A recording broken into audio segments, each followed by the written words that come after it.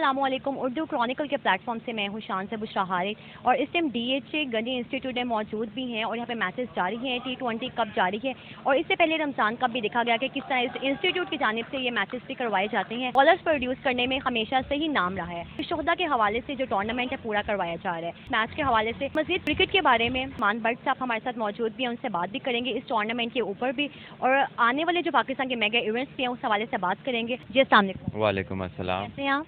Ji very good, thank you. अच्छा, आप बताइएगा कि अब तक टूर्नामेंट काफ़ी कामयाबी जा रहा है, तो आप कैसे देख रहे हैं टूर्नामेंट को? कोई प्लेयर सामने भी आ रहे हैं मैचेस से? देखिए काफ़ी प्लेयर्स हैं जिन्होंने बड़ी अच्छी परफॉर्मेंसेस पुट अप की हैं। सईद अली ने जो है बॉलिंग लेग स्पिन बड़ी अच्छी की है। 3-4 बैटर्स हैं जिन्होंने काफ़ी रन्स किए हैं, जिसमें हमाद भट्ट है, शवेज़ ने कल बड़ी अच्छी इनिंग खेली है। उससे पहले फाइक भट्ट एक टीम से खेल रहे हैं, वो बहुत अच्छा खेल रहे हैं। So number of players have done well.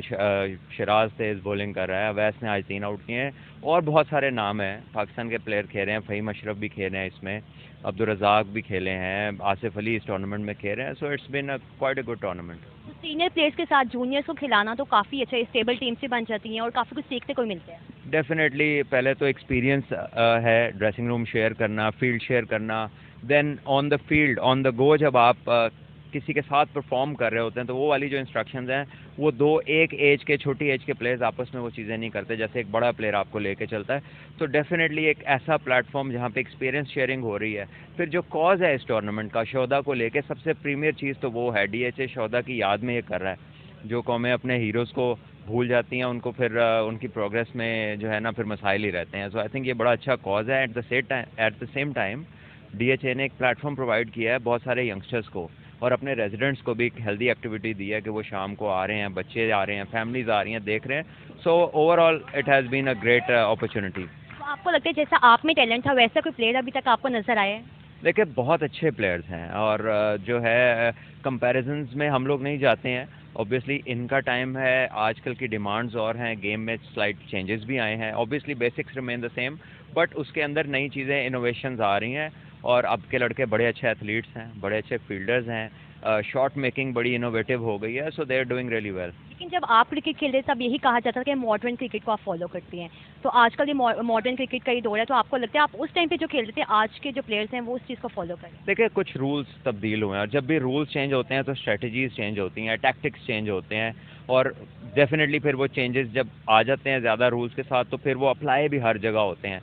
तो जो रूल्स के साथ साथ चेंजेस आए हैं, गेम में पावर ऐड हो गई है, पावर प्लेस बढ़ गए हैं, नो बॉल की फ्री हिट आ गई है, हमारे टाइम नहीं होती, फील्ड रिस्ट्रिक्शन चेंज हो गई हैं, 3 पावर प्ले हो गए हैं, पहले एक ही 15 ओवर का होता था।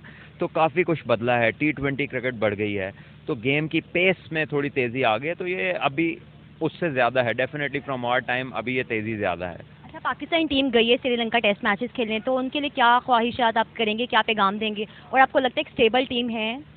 ऑब्वियसली है और आई थिंक कि पाकिस्तान की टीम जहाँ भी जाए ख्वाहिश तो ये होती है कि इंशाल्लाह वो जीतें, मेहनत करें। वर्ल्ड टेस्ट चैंपियनशिप के 2 साइकिल हो गए हैं। पाकिस्तान जो है शायद पिछले कुछ अरसे में टेस्ट क्रिकेट हमारी प्रायोरिटी नहीं थी, लेकिन मेरी ख्वाहिश ये है कि पाकिस्तान टेस्ट क्रिकेट को प्रायोरिटाइज़ करे क्योंकि उससे ही आपको हाई स्किल्ड प्लेयर्स मिलेंगे और उससे आपके बाकी फॉर्मेट्स भी ज़्यादा जानदार रहेंगे। अच्छा, कप्तान बाबर आजम में बहुत तनकीद होती है, अच्छे कप्तान नहीं है टेस्ट के, तो आपको लगता है कि वो अभी खुद को ग्रूम करें या फिर मज़ीद इम्प्रूवमेंट की ज़रूरत है उनमें या फिर ठीक है? देखिए he has done a fairly good job. बात यह है कि आपके पास ऑप्शंस क्या हैं और दूसरी बात यह है कि अनफॉर्चुनेटली हम वो वाहिद मुल्क हैं जो अपने और दुनिया के बेहतरीन प्लेयर पे तनकीद करने से हमें फुर्सत नहीं है। हम उसको रूम देते ही नहीं हैं, मार्जिन ऑफ एरर देते ही नहीं हैं। So I think at the moment he is one of the top players in the world. कप्तानी is fairly decent. Yes he can be a lot better but how many options do we have? हमारे पास क्या कोई उससे बेहतर option है? अगर है तो आप उसको बना लीजिए। जी बिल्कुल सही बात की। और एशिया कप और वर्ल्ड कप के हवाले से क्या कहेंगे? इम्पॉर्टेंट फेवरेट टीम है आपकी? इम्पॉर्टेंट इवेंट्स हैं और definitely as Pakistanis we want Pakistan जीते बट टफ कंपटीशन होगा। एशियन टीम्स सभी जो हैं वो एशिया में अच्छी क्रिकेट खेलती हैं, ऑस्ट्रेलिया हर जगह अच्छी क्रिकेट खेलती है, इंग्लैंड लेटली वाइट बॉल के जायंट्स हैं। तो आई थिंक के मुकाबला तो सख्त है, लेकिन यह है कि पाकिस्तान टीम अच्छी है और on their day they are, ये तो हम हमेशा ही कहते हैं, लेकिन पाकिस्तान में बैलेंस बड़ा अच्छा है टीम का। ऑलराउंडर्स भी हैं, 8वें नंबर तक बैटिंग है, जेन्युइन फास्ट बॉलर्स भी हैं। सो आई थिंक पाकिस्तान के अच्छे चांसेस हैं। अच्छा, मेगा इवेंट से जैसे आपने बात भी की, तो आपको लगता है कुछ प्लेयर्स की वापसी होनी चाहिए, जिसमें मोहम्मद आमिर हैं? कुछ दिन पहले उन्होंने कहा भी कि मैं रिटायरमेंट खुद भी ले रहा हूँ और मैं चाहता भी नहीं हूँ कि मैं वापस आऊँ। लेकिन आपको लगता है मेगा इवेंट्स हैं, ऐसे प्लेयर्स को वापस मौका मिलना भी चाहिए? देखिए, अगर वो वापस आना चाहते हैं तो वो 50 ओवर की क्रिकेट खेलते हैं, डोमेस्टिक खेलते हैं, क्योंकि आप खाली T20 क्रिकेट खेल के 50 ओवर की क्रिकेट आपकी बॉडी ही अप्लाई नहीं कर पाती, उसका थ्रेशोल्ड ही डिफरेंट है।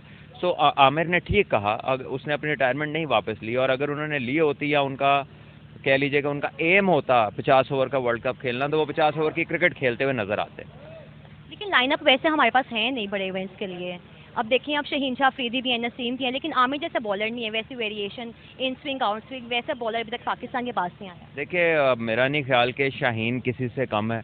शाहीन दुनिया का वाहिद बॉलर है जिसकी सबसे ज़्यादा पहले ओवर में विकेटें लेने की एवरेज है। अप फ्रंट वो प्रेशर डालता है ऑपोजिशन के ऊपर, लेकिन डेफिनेटली आमिर के साथ जो बॉलर्स खेल रहे थे वो बड़े बड़े हाईली स्किल्ड थे। आमिर के साथ आसिफ थे, उमर गुल थे, मोहम्मद समी थे, वहाब रियाज थे, तो आपके पास एक लंबी लाइन थी। अभी ये है कि हारिस, रऊफ़ और शाहीन के ऊपर थोड़ा प्रेशर ज़्यादा है, और नसीम शाह, ये तीनों के अलावा बाकी सारे ऐसे हैं कि वो अभी सीखने का प्रोसेस और अर्ली डेज है, इनका खुद बहुत एक्सपीरियंस नहीं है। सो एक्सपीरियंस की कमी ज़रूर है, लेकिन स्किलफुली ये लड़के बहुत अच्छे हैं। और आखिर में ये बता देंगे, पाकिस्तान की जो टीम है इंडिया जाएगी वर्ल्ड कप खेलने?